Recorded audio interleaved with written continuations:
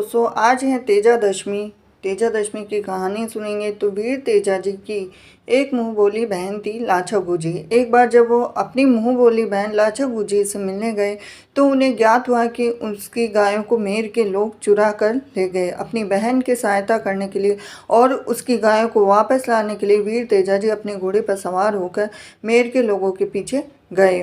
बाग में भाषक नाम के एक सर्प ने उनका रास्ता रोक लिया। वो नाग तेजाजी को काटना चाहता था। वीर तेजाजी ने उस सर्प को मार्ग से हटने के लिए कहा, परंतु वो नहीं माना। उसको मार्ग से हटाने के लिए वीर तेजाजी ने उसे वचन दिया कि हे सर्प देवता, मैं अभी अपनी बहन की गाय को छुड़ाने के लिए जा रहा हूँ। जब मैं उन गायों को मुक्त करा लूँगा तब मैं स्वयं तुम्हारे पास आ जाऊँगा।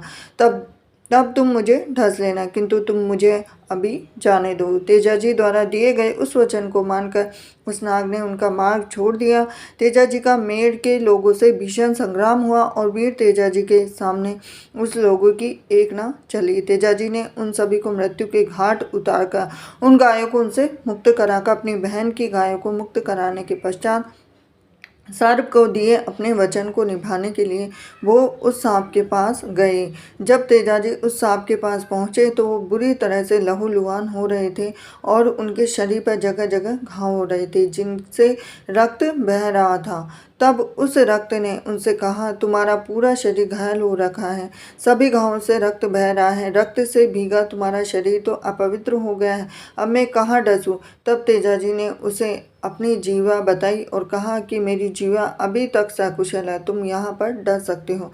वो सर्प वीर तेजाजी की वचन परायणता को देखकर उन्हें आशीर्वाद दिया कि जब से कोई भी सर्पदंश पीड़ित व्यक्ति तुम्हारे नाम का धागा बांधेगा उस पर विष का प्रभाव नहीं होगा। ऐसा कहकर उस भाषक सर्प ने उनके घोड़े पर चढ़कर उनकी जीवा पर डस लिया। उस दिन भाद्रपद माह की शुक्ल पक्ष की दशमी थी, इसीलिए तभी से तेजा दशमी मनाई जाती है।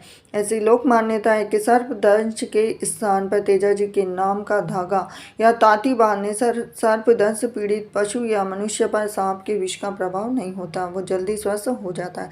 ये थी आज की कथा। हरे कृष्णा।